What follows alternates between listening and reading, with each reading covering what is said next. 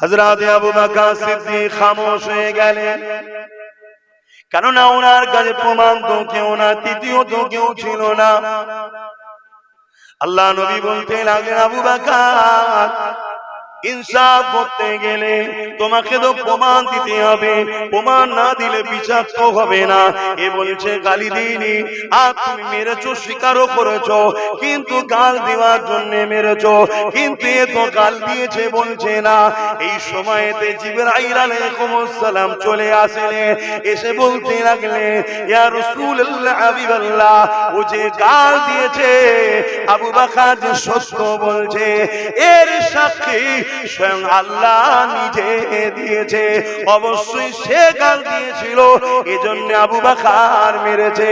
আমার আবু বকরের পক্ষে আমার আল্লাহ সাক্ষী দিয়ে দিলে। আরো জোরে বলুন সুবহান। কোনো সময় আছে পরিবর্তন হয়ে যান, নচেত আল্লাহ বাদশাহ দিয়েছে, ছেড়ে দেয়নি। মার যখন আসবে, এ যুবকেরা, তরুণেরা, বাপেরা, আল্লাহ যখন ধরবে তখন আর বাঁচাবার কেউ থাকবে না। বারবার বারবার ইসলামের ওপরে আঘাত হয়। হ্যাঁ, আঘাত দিবার পিছনে কারণ রয়েছে। কেন ইসলামকে তারা ভয় করে? কেন ভয় করে? ইসলাম ইনসাফের না, তারা ইনসাফের বিরুদ্ধে। ইসলাম মানবতার না, তারা মানবতার বিরুদ্ধে। ইসলাম খোদার্থ মানুষের না, খাবার না, তারা খোদার্থ মানুষ বানাতে চেষ্টা করছে। ইসলাম অসহায়কে সাহায্য করার না, তারা অসহায়কে লুটতে চাইছে। ইসলাম জাস্টিস ইনসাফের না, তারা ইনসাফ মিটিয়ে দিয়ে জুলুমের সাম্রাজ্য তৈরি করছে।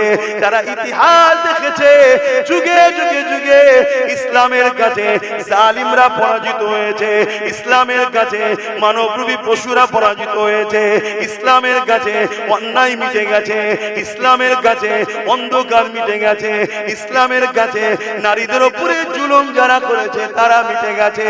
তাই আতঙ্কে রয়েছে ইসলামকে কিভাবে মিটানো যায়। ইসলাম যদি মিটাতে না পারি, আমরা যে মানুষের খোদা হতে চাইছি, এই খোদাইত্বটা হতে পারবো না।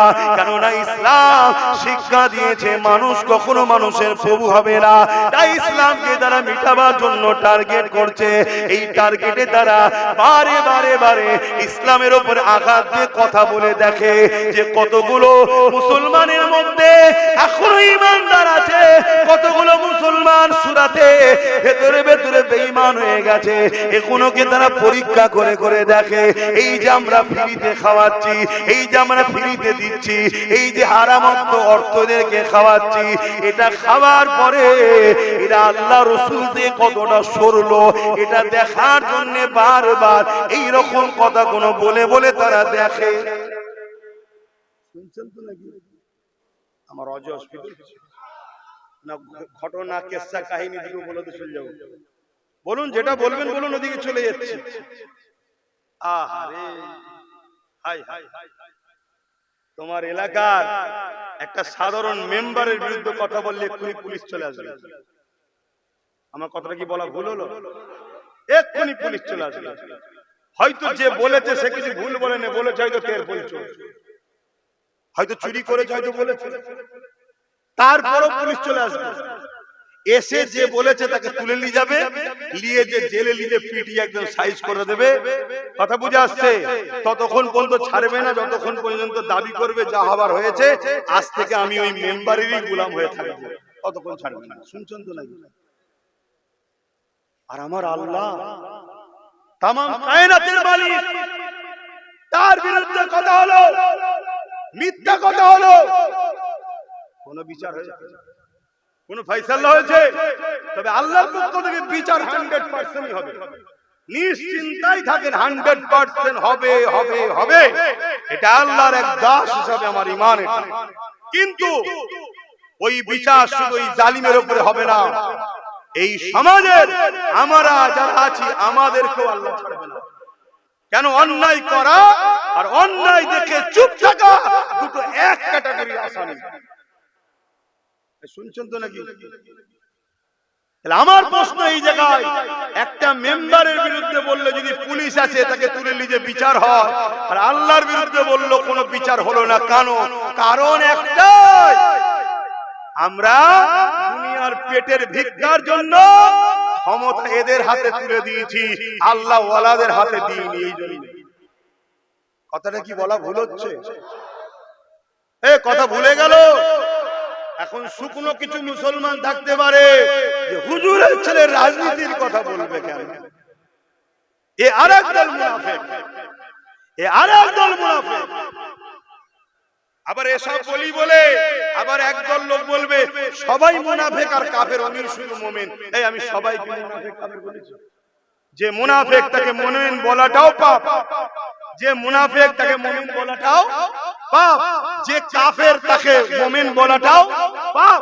কাফেরকে কাফের বলতে হবে, মুমিনকে মুমিন বলতে হবে, মুনাফিককে মুনাফিক বলতে হবে, নামাজিকে নামাজি বলতে হবে, বেনামাজিকে বেনামাজি বলতে হবে, রোজাদারকে রোজাদার বলতে হবে, হাজীকে হাজী বলতে হবে, চোরকে চোর বলতে হবে, ডাকাতকে ডাকাত বলতে হবে, জালিমকে জালিম বলতে হবে, চরিত্রহীনকে চরিত্রহীন বলতে হবে, চরিত্রওয়ালাকে চরিত্রবান বলতে হবে। ঠিক তো নাকি? এটাই তো সত্য নাকি? যদি আমি মুনাফিককে মুমিন বলি, সত্যবাদী না মিথ্যাবাদী? মিথ্যাবাদী গুনাহ হলো মা, হলো গুনাহ, গুনার মা হলো মিথ্যা কথা বলা। তাহলে তো হক কথা বলতেই হবে। হ্যাঁ, অথচ আল্লাহ আমাদেরকে কত ভালোবাসে। যখন কোন বান্দা বান্দি গুনাহ করে, আল্লাহ বাবুর সময় বান্দা বান্দিকে ডাকতে থাকে, ওরে আমার বান্দা বান্দির অন্যায় করিস না, ওরে আমার বান্দা বান্দিরে ভুল করিস না, নাফরমানি করিস না, ওরে আমার বান্দা বান্দিরে আয়, আমি আল্লাহ আমার দিকে আয়। এই দুনিয়া কিছু দিনের জিন্দেগি, কত রাজা এসেছে চলে গেছে, কত মহারাজা এসেছে চলে গেছে, কত ওলিয়া উলিয়া এসেছে চলে গেছে, সবাই একদিন চলে যাবি। আমার নাফরমানি করিস না রে। এরপরও যদি বান্দা অন্যায়টা করে ফেলে, ফেরেশতা যখন খাতায় পাপ লিখতে যায়, আমার আল্লাহ পাক বলে, ওরে আমার ফেরেশতারে লিখিস না। ওই বান্দা রাতে যদি অন্যায় করে থাকে, ফজর পর্যন্ত সকাল পর্যন্ত আল্লাহ পাক জানিয়ে দেয়, তুই তওবা করে না, আমি আল্লাহ পাক মাফ করে দেব। দিনের বেলায় যদি পাপ করে ফেলে, আল্লাহ পাক রাত পর্যন্ত সন্ধ্যা পর্যন্ত অপেক্ষা দেয়, যদি বান্দা তওবা করে না, আমি আল্লাহ পাক মাফ করে দেব। এ যুবকেরা, তরুণীরা, বাপেরা, আমার আল্লাহ পাককে ভালোবাসে, যিনি তোমাকে এখনো বাঁচিয়ে রেখেছে, যিনি তোমাকে দুপুরে খাইয়েছে, যিনি তোমাকে কত সুন্দর রেখেছে। এ যুবকেরা, তরুণীরা, সামান্য ভিক্ষার মায়াজালে পড়ে গিয়ে আল্লাহ পাকের বিরুদ্ধে চলে যাও না গো। মনে রেখে দেবে, এমন ভূমিকম্প দেবে, ঘর বাড়ি সব জমিনের নিচে চলে যাবে। তোমার দাদাও বাঁচাতে পারবে না, তোমার দিদিও বাঁচাতে পারবে না।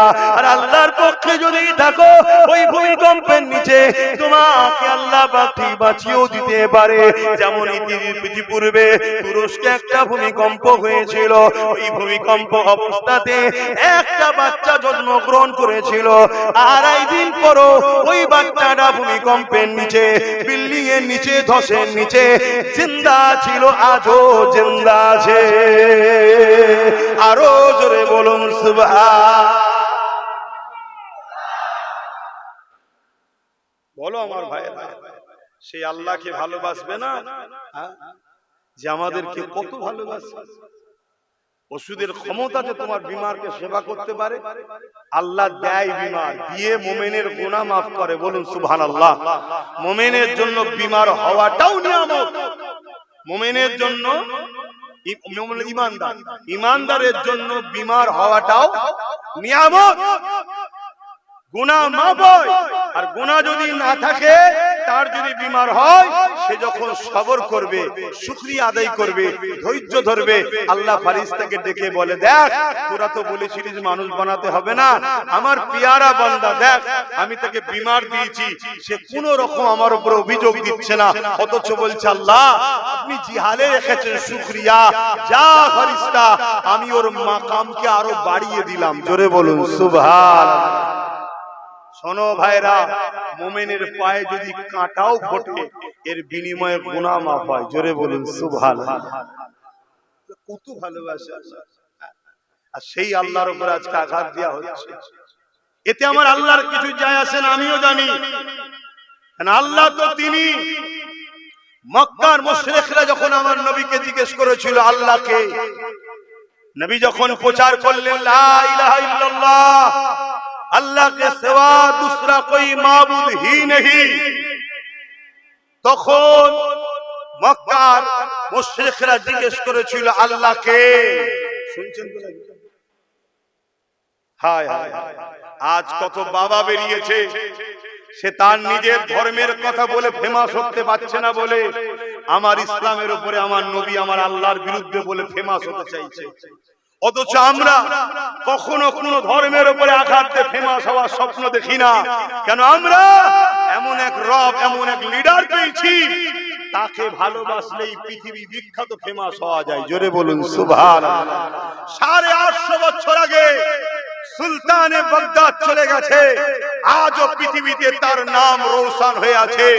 অন্য কোন ধর্মকে গালি দিয়ে নয়, অন্য কোন ধর্মের বিরুদ্ধে বলে নয়, আল্লাহ ও রাসূলের পক্ষে থাকার জন্য সুলতানে বাগদাদ 850 বছর আগে চলে যাবার পরও আজও পুরো পৃথিবীতে সুলতানে বাগদাদ মানুষের হৃদয়ে রাজত্ব চালাচ্ছে। জোরে বলুন সুবহানাল্লাহ।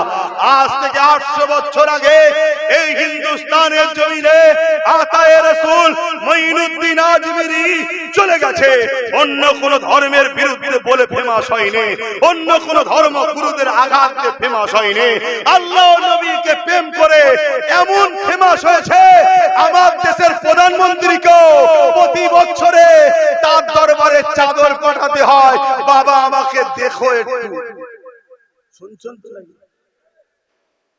আতে সেই আল্লাহর দাস দাসী তুমি আমি, তোমাকে আমাকে জালিমরা কিছু আলু দিয়ে, কিছু পেঁয়াজ দিয়ে, কিছু তেল দিয়ে, কিছু ভিক্ষা দিয়ে তোমাকে আমাকে খরিদ করছে, আল্লাহর বিরুদ্ধে, নবীর বিরুদ্ধে জাহান্নামের রাস্তায় নিয়ে যাচ্ছে। কারবার করছো করো, ব্যবসা করছো করো, অর্থনীতি করছো করো, রাজনীতি করছো করো, কিন্তু রাজনীতি, ব্যবসা, অর্থ করতে গিয়ে এমন লোকের সঙ্গে বন্ধুত্ব করে ফেলছো যে তোমাকে বিনিময়ে জাহান্নামের রাস্তা দিচ্ছে না। তো আমার কথা মাথায় ঢুকছে? কোন মুরব্বী বাপেরা বুঝতে পারছেন তো নাকি আমি কি বলছি? ও মন দিয়ে শোনেন। অথচ রিজিকের মালিক আল্লাহ, তারা আমাকে যে ভিক্ষা, আপনাকে যে ভিক্ষা দিচ্ছে, ওটা আপনারই টাকা আপনাকে দিচ্ছে। ওজন আপনার আরো বেশি অধিকার আছে। আপনি আল্লাহ রাসূল থেকে সরে তাদের তাগুতি শক্তির পক্ষপাতিত্ব করার জন্য আপনি সামান্য ভিক্ষা পাচ্ছেন। দুনিয়াও অন্ধকার, আখিরাতও অন্ধকার হচ্ছে। আসো আসো, হিন্দু হোক, খ্রিস্টান হোক, আদিবাসী হোক, সাঁওতাল হোক, বাগদি হোক, সবাই আমাদের ভাই বোন, সবাই বাপ আদম মা হাওয়ার ছেলে মেয়ে, সবার সঙ্গে মিশো, সবার সঙ্গে কারবার করো, সবার সঙ্গে ব্যবসা করো, সবার সঙ্গে রাজনীতি করো।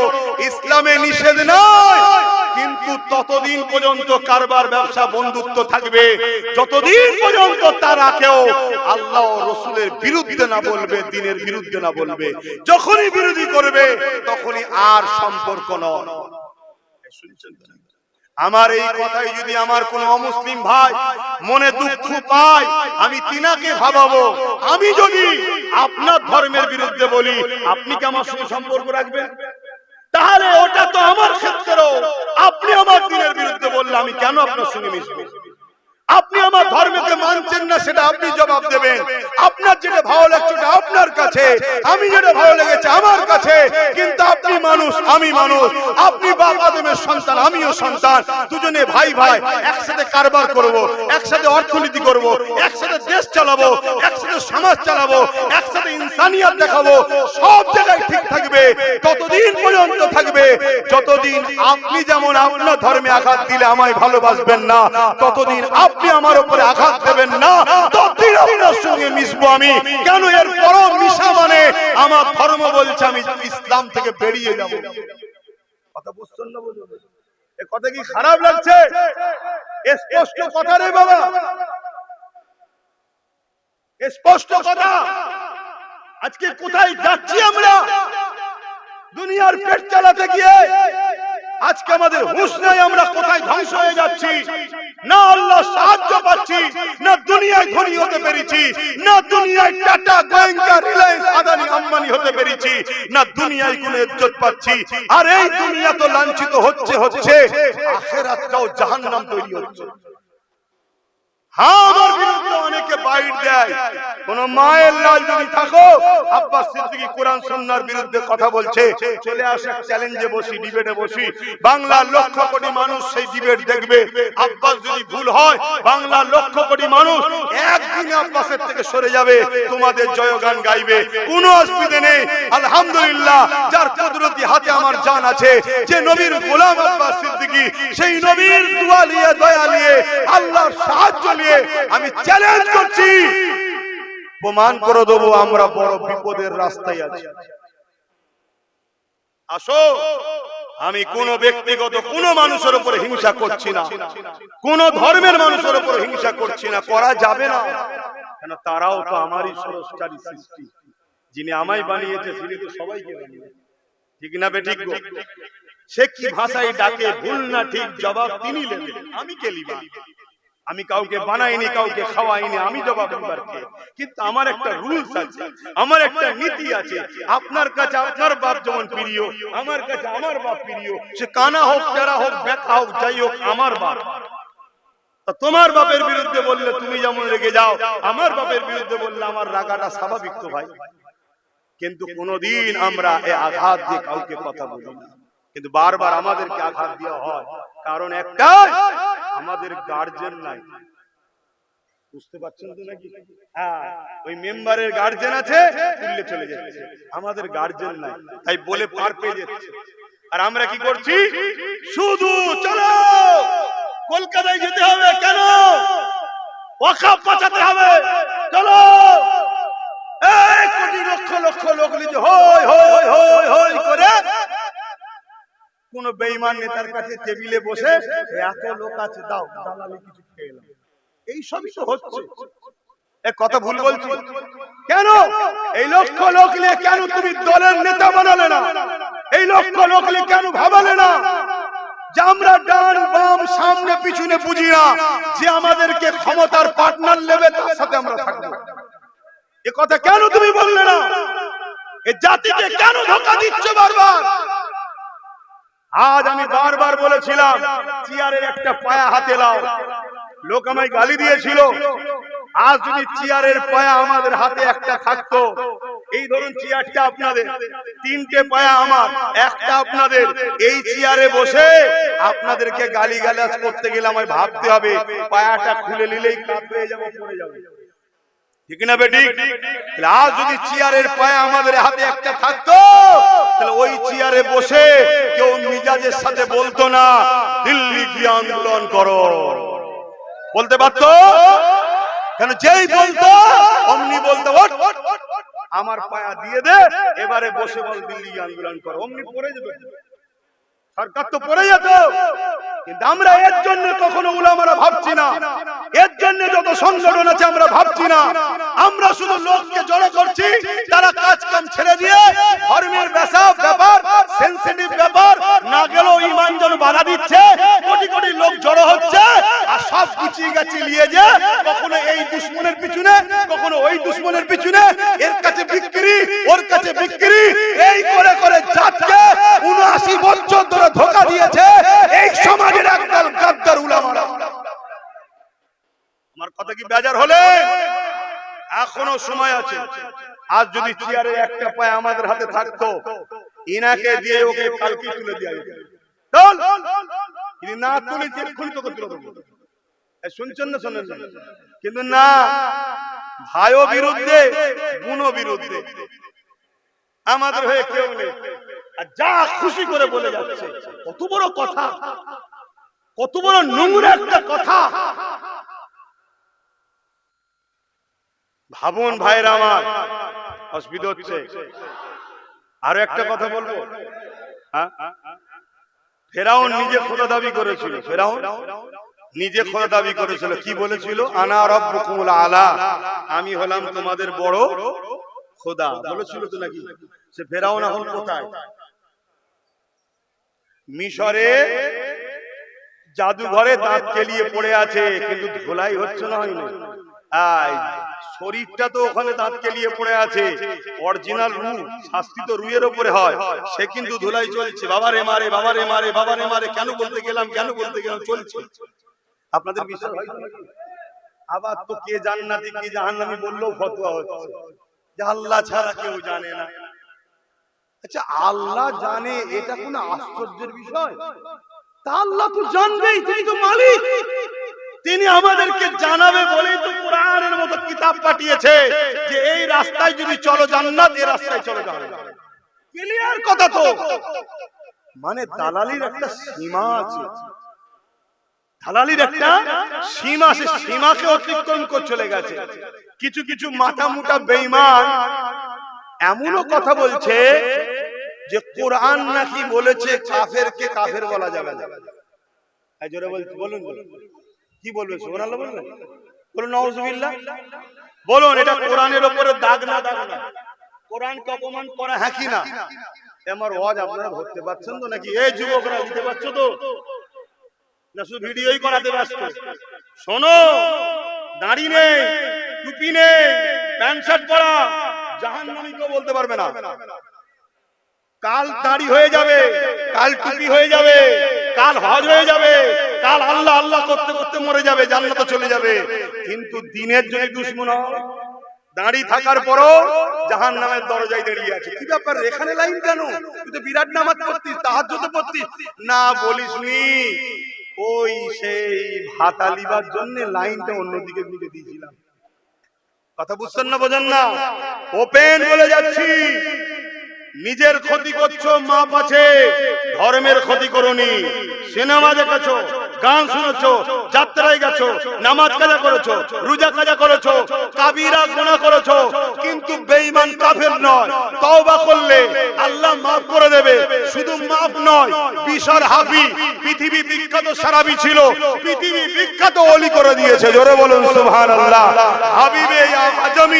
হাবিবে আজমি সুদখোর ছিল, আল্লাহর কাছে তওবা করেছে, হাসান বসরির হাতে বায়াত হয়েছে, পৃথিবী বিখ্যাত ওলি হয়ে গেছে। জোরে বলুন সুবহানাল্লাহ। আজকের যুবক কালকে ওলি হবেন এর কি মানে আছে? আজকে দাড়ি চাচা কালকে দাড়ি হবেন এর কি মানে আছে? আজকে বেনামাজি কাল নামাজি হবেন এর কি মানে আছে? কিন্তু আজকে তুমি এমন এক জালিমের সাথ দিলে, এমন এক জালিমকে সাহায্য করলে, সে ক্ষমতায় এসে তোমার মসজিদ মিটালো, তোমার মাদ্রাসা মিটালো, তোমার কবরস্থান মিটালো, তোমার ঈদগাহ মিটালো, তোমার ইসলামকে গালি দিল, তোমার আল্লাহর উপর আঘাত দিল। মনে রেখে দিও, জালিমের সাথে সাথ দিয়ে ইসলামের ক্ষতি করে তুমি বেঈমান হয়ে গেছো, তার সাথে হাসর নাসর হয়ে জাহান্নামে যেতে হবে। শুনছো তো নাকি? খুব ভালো করে বোঝো, আজ গরিব কাল ধনী লোক হতে অসুবিধা নেই, এই সময় লাগে না। এই তাকবীর আল্লাহ পাল্টাতে পারে না, পারে না? এই আমাকে দেখো না, আমি তো গরিব ছিলাম, এখনো গরিব, ওই খেয়ালে বলছি না, এখনো তো গরিব, সবই তো আল্লাহ। কিন্তু আজকে আমার কোনো অভাব রেখেছে আল্লাহ? তাহলে আজ তুমি ভাবছো আমার সংসার চলছে না, কাল তোমাকে যে আল্লাহ একটা চরকি মানে রাস্তা বার করে দিয়ে কোটিপতি করে দিতে পারবেন এর কি মানে আছে? তুমি ধৈর্য ধরো, সবর করো, আল্লাহকে বলো। কিন্তু নিজের পেটের জন্য দিনের সওদা করছো, দিনের পেটের জন্য মসজিদের সওদা করছো। হ্যাঁ, আজ ভাবো, আজ চিন্তা করো, না হয় কিন্তু কাল কঠিন বিপদ হবে। দুনিয়াতে তোমাকে আল্লাহ তাদের হাতেই মিটাবে যাদের জন্য তুমি আল্লাহর বিরুদ্ধে গেলে। সূরা বাকারা খুলে দেখুন, আল্লাহ কোরআনে বলছে, আর ওয়াদাল্লাহি হাক্কুন, আল্লাহর ওয়াদা হলো সত্য, একে রদ কেউ করতে পারবে না। তুমি যার জন্য আল্লাহর বিরুদ্ধে গেলে তার হাতেই আল্লাহ তোমাকে মিটিয়ে দেবে। খুব দুঃখের সাথে বলতে হয়, ফেরাউন কি বলেছিল? আমি খোদা, তাই তো নাকি? হ্যাঁ, আল্লাহ দাবি করেছে তো নাকি? মানুষকে জোর করে ফেরাউন তার দিকে এনেছিল, কিন্তু মানুষ ভয়ের চোটে ফেরাউনের দাসত্ব করেছে, ফেরাউনকে খোদা বলে মেনে নিয়েছে। এ যুবকেরা, তরুণীরা, আমার নবী পাকের প্রেমিকেরা, কিন্তু ফেরাউনের দরবারে ফেরাউনের ঘরে একজন মহিলা কাজ করত, যিনার নাম হলো মা সাদ্দা, যিনি বড় গরীব ছিলেন, 3টে পুত্র সন্তান ছিল, স্বামী ছিল না। ফেরাউনের এই খোদাইত্ব দাবিকে ওই আম্মা মা সাদ্দা কিন্তু মেনে লাইনে, তাই তিনি আল্লাহকে আল্লাহ বলে মানে, মুসা নবীকে নবী বলে মানে। ঠিক এমন সময় একদিন ফেরাউনের বাড়িতে হাত থেকে কাকুইটা পড়ে গেছে। হযরতে মা সাদ্দা যখন কাকুইটা তুলতে গেছে, বিসমিল্লাহ বলে তুলেছে। এই খবরটা ফেরাউনের কাছে কেউ দিয়ে দিয়েছে। এই খবর যখনই ফেরাউন পেয়ে গেছে, ফেরাউন মা সাদ্দাকে ডেকেছে, এ মা সাদ্দা রে, শুনলাম নাকি তুমি আমাকে আল্লাহ বলে মানো না, এমন করে মুসা যে আল্লাহর প্রচার করে সেই আল্লাহকে নাকি আল্লাহ বলে মানো। হযরতে মা সাদ্দা চিন্তা করতে লেগেছে, আমি যদি সত্য কথা বলে দিই, এই জালিম আমাকে অত্যাচার করবে, জুলুম করবে, আর আমি যদি জানকে বাঁচাবার জন্য এর সামনে মিথ্যা কথা বলে দিই, তাহলে পরকালে আল্লাহ পাক আমার উপরে নারাজ হয়ে যাবে। আমি মা সাদ্দা আমার স্রষ্টাকে কি করে নারাজ করি, যিনি আমাকে বানিয়েছে, যিনি আমাকে জীবজন্তু পশু করেনি, তিনি আমাকে আশরাফুল মাখলুকাত করেছে, আমি তিনাকে কি করে নারাজ করি। এই জন্য আম্মা জান মা সাদ্দা ফেরাউনের সামনে বলে দিল, এ ফেরাউন, তুমি যেটা শুনেছো ঠিকই শুনেছো, আমি তোমাকে খোদা বলে মানি না, আমি তিনাকে খোদা বলে মানি, যিনি তোমাকে মিশরের রাজা বানিয়েছে, যিনি তোমাকে সৃষ্টি করেছে, আমি তিনাকে আল্লাহ খোদা বলে মানি। মা সাদ্দাকে ফেরাউন বুঝাতে লেগেছে, এখনো সময় আছে, পরিবর্তন হয়ে যাও, তোমাকে আজাদ করে দেবো, অনেক ধন দৌলত দেবো, লোভ লালসা দিতে লেগেছে। কিন্তু আম্মা মা সাদ্দা একটাই কথা বলতে লেগেছে, আমি সব কিছু ছাড়তে রাজি আছি, আল্লাহকে ছাড়তে রাজি নয়। ফেরাউন লোভ দিচ্ছে, হিরে দেবো, মণিমুক্ত দেবো, আজাদ করে দেবো, গাড়ি দেবো, মানে ঘোড়া, তৎকালীন সময় কথা বুঝে আসছে, অনেক কিছু ধন সম্পদ দেবো, শুধু খোদা বলে মেনে নাও। মানছে না। আর আজকে আমার মুসলিম ঘরের ছেলে, আরে উনি ফেরাউনের থেকে বড় চালাক, ওই জন্য নিজে দাবি করেন, উনি ওনার দলের চালা খেতে দাবি করাচ্ছে। তুই বল আগে বাজার মহলটা দেখি কি হয় রিঅ্যাকশন। শুনছেন তো নাকি? ফেরাউন তো এত এডুকেটেড পারসন ছিল না, মূর্খ ছিল তো, তাই ডাইরেক্ট বলে দিয়েছে আনা রাব্বুকুমুল আলা। এগুলো তো শিক্ষিত ফেরাউন তো, শুনছেন না? শুনেন? হ্যাঁ, এই জন্য ডাইরেক্ট বলছে না, কি করছে, দলের লোকেদের দিয়ে বলছে আমাকে আল্লাহ বলে প্রচার কর। আগে সমাজের মুসলমান গুলো কিভাবে খাই দেখি, কতটা আমার গোলাম হলো দেখি, আমি ওই ভান্ডার দিয়ে কতটাকে গোলাম বানিয়েছি, আমি ইটা সিঁড়ি উটা সিঁড়ি দিয়ে কতটা গোলাম করেছি, একটু দেখা দরকার আছে না? না, তারপরে যখন দেখবো যে খদ্দের তো ভালোই হয়ে গেছে, তখন না হয় ডাইরেক্ট দাবি করব যে আমারই উপাসনা করতে হবে। শুনছেন তো নাকি? অসুবিধা হলো কথাটা? কি গো মুসলমানেরা গায়ে লেগে গেল না? সবই ঠিক আছে, ওর বিষয়ে বলেছিলেন, ঠিকই বলেছেন, এটার বিষয়ে বলতে গেলেন। এরকম মুসলমান আছেন নাকি? হ্যাঁ, আমি ও মুসলমান নই ভাই, অতএব ও ইসলামের দুশমন, এও ইসলামের দুশমন, ও প্রকাশ্য দুশমন, এ ছদ্মবেশী বন্ধু সেজে দুশমন। রাসূলের ভাষায় ওর থেকে ভয়ানক, কেন ওকে আমি চিনি, একে আমি চিনি না।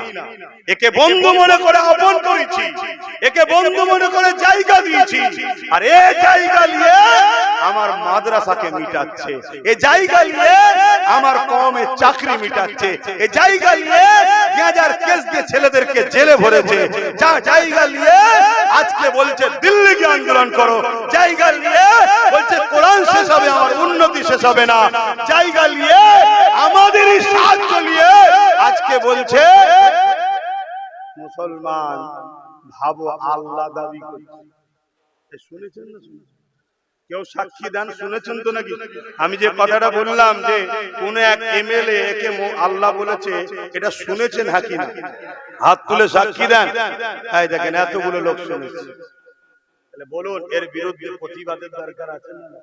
আরে রাজনীতি, আমি এখানে কোন রাজনীতির লোকের হয়ে বলতেছিনি, আমি আল্লাহ ও রাসূলের হয়ে বলতে এসেছি।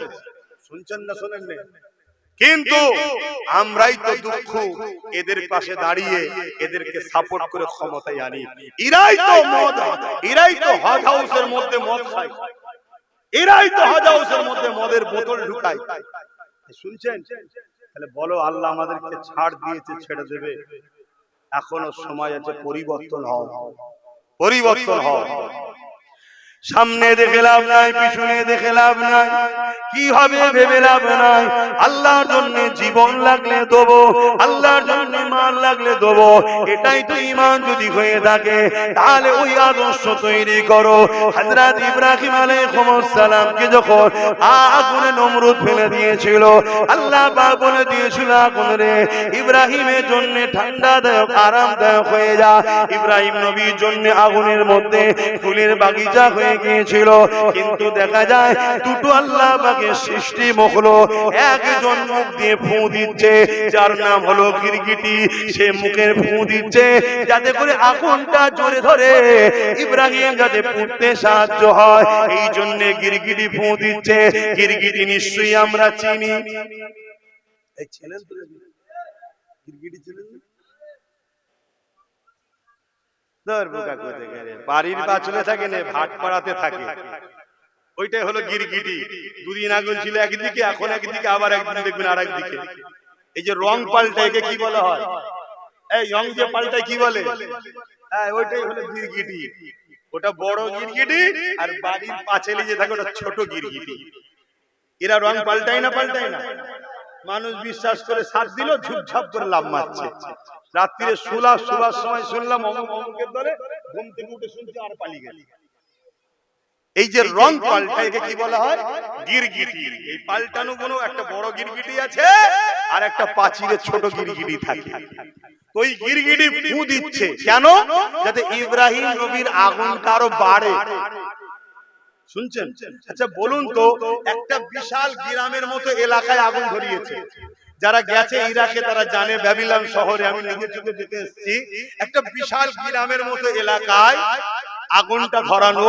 এই বিশাল আগুনে গিরগিটির ফুঁয়েতে আগুন বাড়বে মনে হয়? কিন্তু তারপরেও ফু দিচ্ছে কেন? ওই ইব্রাহিম নবীর বিরুদ্ধে তার প্রমাণ দিল। আর আজনাই বলে একটা ছোট্ট জীব আছে আল্লাহ সৃষ্টি, সে চোঁচে করে পানি নিয়েছে আগুনে দিচ্ছে কেন? যাতে আগুনটা বন্ধ হয়ে যায়। একটা ছোট্ট আজনাই জীব, তার চোঁচে 2-5 ফোঁটা পানি থাকবে, এই গ্রামের মতো আগুন ওই 2-5 ফোঁটা পানিতে কি নিভাবে মনে হয়? কিন্তু ও কি প্রমাণ দিল? আমি ইব্রাহিমের পক্ষে। আল্লাহ পাক ঘোষণা করে দিলেন গিরগিটি আমার ইব্রাহিমের বিরুদ্ধে, আর আজনাই আমার ইব্রাহিমের পক্ষে। তাই ওদের দ্বারা উপকার যদি নাও হয়, ওদের দ্বারা ক্ষতি যদি নাই হয়, আজনাইয়ের দ্বারা উপকার হয়নি, গিরগিটির দ্বারা ক্ষতিও হয়নি, কিন্তু ইব্রাহিমের বিরুদ্ধে গিরগিটি প্রমাণ দিল ফু দিয়ে, আর আজনাই ইব্রাহিমের পক্ষে প্রমাণ দিল পানি দিয়ে। তাই ইব্রাহিম নবীর পক্ষে থাকার জন্য আল্লাহ বললেন আজনাইকে মারা নিষেধ নাজায়েজ, আর গিরগিটিকে মারা জায়েজ। শুনছেন? আমি এই কথাটা কেন বললাম? আজকে আমরা 2-5 জন, 10 জন, 20 জন, 100 জন, 1000 জন, 1 লাখ জন, 1 কোটি জন, আমরা যদি ভাবি যে আমরা কি আর করতে পারবো, আমরা কি জালিমদের বিরুদ্ধে লড়তে পারবো, আমরা কি ন্যায় প্রতিষ্ঠিত করতে পারবো, আমরা কি ক্ষমতায় আসতে পারবো, ওটা ভাবার কাজ আমাদের নয়। আমাদের কাজ হলো প্রমাণ করা আল্লাহ আমি তোমার দিকে আছি। তাই ইসলামের বিরুদ্ধে জালিম যারা হবে, অত্যাচারী যারা হবে, তাদের বিরুদ্ধে থাকবো, ন্যায়ের পক্ষে থাকবো। আল্লাহকে দেখাবো যে আমি ন্যায়ের পক্ষে, অন্যায়ের বিরুদ্ধে। আল্লাহ জাহান্নামকে বলবে যে আমার পক্ষে ছিল, একে জাহান্নাম পুরাস না, জান্নাত দে। জোরে বলুন সুবহানাল্লাহ। এটা দেখানো দরকার আছে না? প্রেম কি লুকিয়ে রাখার জিনিস নাকি? তো দেখাতে লাগে। তাই তো আল্লাহ পরীক্ষা নেবে, তাই তো আল্লাহ পরীক্ষা নেবে। বাবেরা, নওজওয়ান তরুণেরা, হযরত মা সাদ্দাম্মার কথাটা বলছিলাম, বলবো কি গো, বলবো না থাকবে? হাত তুলে বলুন কারা শুনতে চাইছেন, হাত লম্বা করে তোলেন যারা শুনতে চাইছে। সত্য তো নাকি, না খিদে পেয়ে গেছে, না অসুবিধা হচ্ছে? যে আরো কত মৌলী সাহেব আছে, বক্তা সাহেব আছে, তারা কত সুন্দর ওয়াজ করে, এ ছেলেটা কেমন দেখলে। আরে আমি খারাপই রে বাবা, কেন আনিস? আনবি না, বলবো না, ওপেন কথা বলছি, আনবি না বলবো না, আসলে বলতে হবে, এটা আমার ইমানি দায়িত্ব। নচেত আল্লাহ আমার জিভকে টেনেও কপালে মারবে, জাহান্নামের খাঁচি দিয়ে কাটবে। কারণ ইসলাম কুনতুম খায়রা উম্মাতিন উখরিজাত লিন-নাস তা'মুরুনা বিল মা'রুফ ওয়া তানহাউনা আনিল মুনকার। ইমাম সাহেবরা রয়েছেন, কোরআনের কথা, কালামুল্লাহ শরীফের কথা, আল্লাহর কথা। আল্লাহ আমাদেরকে শ্রেষ্ঠ উম্মত করেছে, খায়রুল উম্মাহ, কুনতুম খায়রা, কুনতুম খায়রা, খায়র উম্মাহ, শ্রেষ্ঠ উম্মত। কি জন্য? আমাদেরকে আল্লাহ দুটো কাজ দিয়েছে। কি কাজ? অন্যায়কে মিটাও, ন্যায়কে প্রতিষ্ঠিত করো। এই দুটো কাজ করার জন্যই আল্লাহ আমাদেরকে দুনিয়ায় পাঠিয়েছে। এই দুটো কাজ যদি করতে পারি, আল্লাহ পুরস্কার জান্নাত রেখেছে। করতে যদি না পারি, তাহলে আল্লাহ জাহান্নাম দেবে। শুনছেন তো? দুনিয়ার জমিনে আমরা দেখেছি, আমার দেশের বর্ডারে সেনাবাহিনী থাকে না, কি জন্য? মাইনে দেয় না, দেয় না, খাওয়া দেয় না, দেয় না। ওদের কাজ কি? ওনাদের দেশকে বিদেশির হাত থেকে নিরাপদে রাখা, বহিরাগত যাদের দেশের দুশ্মন না ঢুকে পড়ে, এদিকের মাল ওদিকের মাল না হয়ে যায়, এটা কাজ তো। যদি এই কাজ না করে, দেশের গভর্নমেন্ট তার বিচার করবে না? করবে না? মাইনে দেবে? তাহলে একটা দেশ, একটা মানুষ, সে আরেকটা মানুষকে একটা নিয়ম তৈরি করেছে, পাহারা দে, মাইনে দেবো, খেতে দেবো, যদি না কাজ করিস তাহলে তোকে দেব না।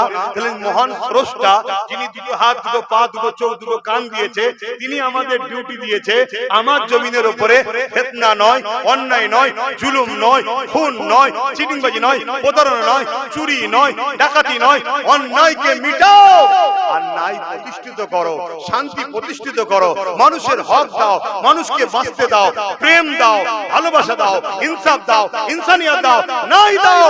এই কাজ করার জন্যই তো আল্লাহ আমাদেরকে পাঠিয়েছে। এ উম্মতে মুহাম্মাদি, নিজেকে চিনতে পারলে না, তোমার আমার দশাটা ওই মৃগনাভিওয়ালা হরিণের মতো হয়েছে। হরিণের পেটেই মৃগনাভি থাকে, হরিণ মৃগনাভির খুশবুতে পুরো জঙ্গল চষে বেড়ায়, কোথা থেকে খুশবু আসছে, নিজের পেট থেকে বেরোচ্ছে বুঝতে পারে না। আরে আল্লাহ তোমাকে আমাকে এই দুনিয়ার জন্য খলিফা করে পাঠিয়েছে। তুমি আমি প্রতিনিধিত্ব করব, তুমি আমি তো নেতৃত্ব দেব, তুমি আমি তো ইনসাফ কায়েম করব, তুমি আমি তো গরিব দুঃখী সর্বধর্মের মানুষের অধিকার দেব, তুমি আমি তো ইনসানিয়ত প্রতিষ্ঠিত করব। আজকে নিজের দায়িত্ব ভুলে গিয়ে এ চোরের পিছনে, ও খুনির পিছনে, এ ডাকাতের পিছনে, এদের ওদের ঘুরে ঘুরে ঘুরে ঘুরে ওই হরিণের মতো লাস্টে জঙ্গলে জড়িয়ে মারা যায়। আমাদের মরণটা হচ্ছে। ভাবো, নিজেকে চিনো, তোমার বাচ্চাগুলো কি অপরাধ করেছে মুসলিম ঘরে জন্ম নিয়ে, এদের জন্য কি করে যাচ্ছ তোমরা? আজকে তোমাকে আমাকে যদি রাস্তাঘাটে যেখানে সেখানে ধরে ভিড় পিটিয়ে মেরে দেয়, তাহলে এই বাচ্চাগুলোর জন্য আরো কত ভয়ানক দিন আসছে, একবারও ভাবছো না? আর যারা পিটিয়ে মারছে, এদেরকে সম্পূর্ণ শেল্টার দিচ্ছে তারা, যাদেরকে আমরা ভোট দিয়ে ক্ষমতায় আনি তারা। খেয়াল করে দেখো, আমার কথা ভুল হচ্ছে কি? খেয়াল করে দেখো, এই বনগাঁতে কোন এক রেজিস্ট্রেশনের উপরে একজন পতাকা টাঙাচ্ছিল পাকিস্তানের, আর স্লোগান দিচ্ছিল দেশের বিরুদ্ধে। ধরা যখন পড়লো সে মুসলমান নয়, অমুসলিম, তাকে এমন হালকা ধারা দিল পশ্চিম বাংলার পুলিশ, এমন হালকা ধারা দিল, পরের দিন জামিন হয়ে গেল। আর সেন্টারের নেতারা ফুলের মালা দিয়ে ইনকিলাব জিন্দাবাদ বলে তাকে ঘরে নিয়ে যাচ্ছে। পাকিস্তানের পতাকা বাঁধে আমার দেশে দেশ বিরোধী স্লোগান দেয়, তাকে পুলিশ দেয় হালকা ধারা। আর একটা মুসলমান সে যদি বলে মদের দোকান আমার ইসলামে নিষেধ চলবে না, তাকে তুলে নিয়ে যে গ্যাজার মামলা দেয়। কথা বলা ভুল হচ্ছে কেন? পাওয়ারটা ওদের হাতে ছেড়ে দিয়ে বসে আছে, ওরা ভাই বোন সব ভেতরে ভেতরে সেটিং এ বসে আছে। আর এরা আমার কওমকে মিটাচ্ছে, আমার দিনকে মিটাচ্ছে, আমার সমাজকে মিটাচ্ছে, আমাদেরকে সব শেষ করে দিচ্ছে আর আমার বাচ্চাগুলোকে শেষ করছে। আর ওরা কি করেছে, মুসলিম পাড়ায় দু চারটে সূরাতে সকলে মুসলমান আর ভেতরে মুনাফিক এমন সব গুন্ডা তৈরি করে রেখে দিয়েছে। আর যখনই কেউ বলতে যাবে অমনি সে বলবে লাঠিয়াল বাহিনী লিয়াই, বাইক বাহিনী লিয়াই, পেট মাথ ধর। কথা খারাপ লাগে? সেই বাহিনীগুলো কোথায়, সেই গুন্ডাগুলো কোথায় বলুন? ওরা যদি মুসলমান হতো, কওমের যদি দরদ থাকতো, ওই বাহিনী কেন ভাগ করাই যায়নি? কেন ওদের বিরুদ্ধে কেস লেখে না? কেন ওর বিরুদ্ধে প্রতিবাদ করে না? কি করা দরকার? তুই তো মুসলমান দাবি করছিস না, ও করবে ওর এই চোর নেত্রীর জন্য করবে, আল্লাহর জন্য করবে না। তাহলে বুঝতে হবে আমরা কোন জায়গায় চলে গেছি। খারাপ লাগছে? সময় হয়ে গেছে, এদের কষ্ট হচ্ছে না, অসুবিধা হচ্ছে, বলতে পারছে না হুজুরের ছেলে বলে। আরে যারা আল্লাহকে ভালোবাসিসনি তাদের কাছে আবার হুজুরের ছেলে কিসে? আমরা ভালোই বুঝি। আমরা ইমাম হোসেন পাকের জীবনী পড়েই ওয়াজ করতে বেরিয়েছি। ইমামে হোসেন পাকের বিরুদ্ধে যারা অস্ত্র ধরেছিল, একটা কেউ হিন্দু ছিল না, একটা কেউ খ্রিস্টান ইহুদি ছিল না, সব মোল্লাই ছিল, গদির লোক, পদের লোক। হাত্তাকে 13,000 আলেম উলামা মুফতি ছিল। আবার ইমাম হোসেন হুজুরের পক্ষেও যে 72 জন ছিল, তাদের মধ্যে আলেম উলামা মুফতি ছিল। তাহলে আলেম উলামা মুফতি দুদল হলো না হলো না? একদল এজিদের পক্ষে, একদল হোসাইনের পক্ষে। আজও একদল আলেম উলামা ইমাম আছে যারা হোসাইনের পক্ষে ইমামতির কথা ভাবে না, যে আমার চাকরি চলে যাবে ভাবে না, তারা হক কথা বলে মসজিদে দাঁড়িয়ে। এর একদল হোসাইনি ইমাম আছে, একদল হোসাইনি আলেম আছে, একদল হোসাইনি ওয়াইজিন আছে, আবার একদল এজিদি উলামাও আছে না না? আচ্ছা, আমরা তো জেনে শুনেই ওয়াজ করতে বেরিয়েছি যে হোসাইন পাককে শহীদ করেছিল কারা, আমরা জানি না? জানি তো, জেনে শুনেই হক কথা বলছি। কেন? এই জিন্দেগিটা আব্বাস সিদ্দিকীর নয়, আব্বাস সিদ্দিকীকে আল্লাহ ভালোবেসে ব্যবহার করতে দিয়েছে। আমার দুটো হাত আল্লাহ তৈরি, দুটো চোখ আল্লাহ তৈরি, দুটো কান আল্লাহ তৈরি, দুটো নাকটা আল্লাহ তৈরি, মাথাটা আল্লাহ তৈরি, চুলটা আল্লাহ তৈরি, ঠোঁটটা আল্লাহ তৈরি, দাঁতটা আল্লাহ তৈরি, জিভটা আল্লাহ তৈরি, কিডনি আল্লাহ তৈরি, হার্ট আল্লাহ তৈরি, সব আল্লাহ তৈরি। হাতটাকে জবানে কথা বলছে আল্লাহ দিয়েছে, যেটাকে বলে রূহ, জান, যার জন্য লড়ালড়ি করতে পারছি, বেরিয়ে গেলে আর লড়ে না, ওই জানটাও তো আল্লাহর হুকুম, রূহ আল্লাহর হুকুম। তাহলে সব যখন আল্লাহর, আমারটা কি? তাহলে এটা নিয়ে আমার এত ভাবার কি দরকার? এই হাত লিয়া তো ভাবার কি দরকার? পা লিয়া তো ভাবার কি দরকার? জান লিয়া তো ভাবার কি দরকার? যে দিয়েছে সে হিফাজত করতে পারে না পারে না? আর সময় যখন হবে ডেকে নেবে, কেউ রুকে রাখতে পারবে? হাতে ওর জন্য ও নিয়ে চিন্তা করি না। কিন্তু আমি যে কথাগুলো বলছি ভুল বলছি, অন্যায় বলছি। তুমি তোমার লিডারকে, তুমি তোমার বাবা বলতে পারো, তুমি তোমার লিডারকে তোমার মা বলতে পারো, আরো যদি কিছু শখ যায় তুমি বলতে পারো, সেটা তোমার ব্যাপার। কিন্তু তুমি তোমার লিডারকে আল্লাহ বলো কি করে? এর প্রতিবাদের দরকার আছে না না? খুব শিগগিরই খবর পাবেন বিভিন্ন জায়গায় ফুরফুরাশে আহলে সুন্নাত ওয়াল জামাতের ডাকে এই আল্লাহ বলার দরুন আর এই নতুন জাহান্নামের কুকুরটা যে কথা বলেছে, এর প্রতিবাদ আগামী দিন হবে। ইসলামের পক্ষে দাঁড়িয়ে প্রতিবাদ করব, ইসলাম বিদ্বেষীদের বিরুদ্ধে।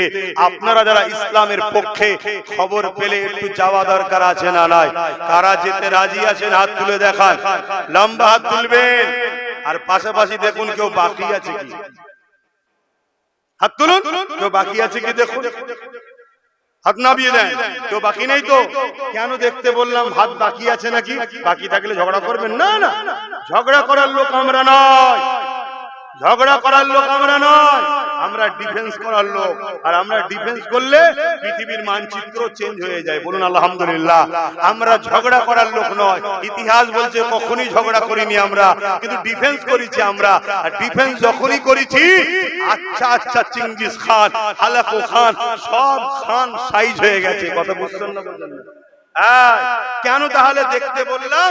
এজন্য দেখতে বললাম মুনাফিককে চিনতে হবে। মুনাফিক হলো আমাদের জন্য সবথেকে বড় ভয়ঙ্কর।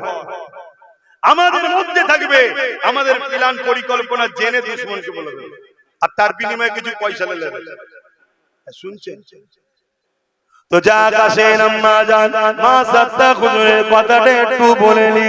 ফেরাউন চারিদিক থেকে বুঝাতে লেগেছে, এ মা সাত্তা রে, আল্লাহকে ছেড়ে দে, মুসার কথা ছেড়ে দে, আমাকে আল্লাহ বলে মেনে নে।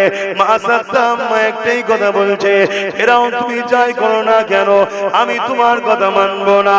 যিনি তোমাকে সৃষ্টি করেছে, তিনি আমাকেও বানিয়েছে, আমি তিনাকে খোদা বলে মানি।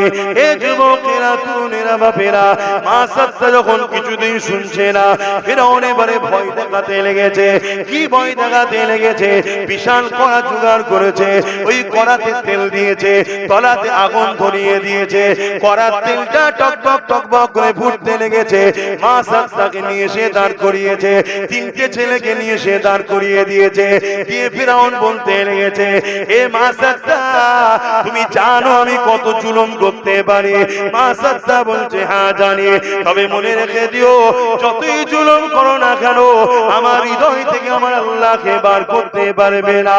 তোমার সব জুলুম ফেল হয়ে যাবে, আমি মা সাত্তা আল্লাহকে ছাড়বো না। এ যুবকেরা, আজকে দিনও আমাদেরকে টাকার লোভ দেখায়, গাড়ির লোভ দেখায়, বাড়ির লোভ দেখায়, পদের লোভ দেখায়। আমার মুসলিম ছেলেদের মধ্যে এখনো অনেক ইমানদার, ইনসাফ পরায়ণ, ন্যায় পরায়ণ ছেলে রয়েছে।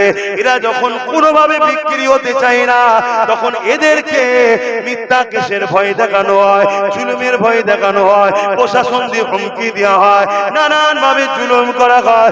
মনে রাখবেন, এরপরও কিছু ইমানদার আজও আছে, সব অন্যায়কে অপেক্ষা করে জালিমদের বিরুদ্ধে এখনো বুক চিতিয়ে দাঁড়িয়ে আছে। এদেরকেই বলা হয় ইমানদার। এ যুবকেরা, তরুণেরা, হয়তো এদের লেবাস অনেক ভুল আছে।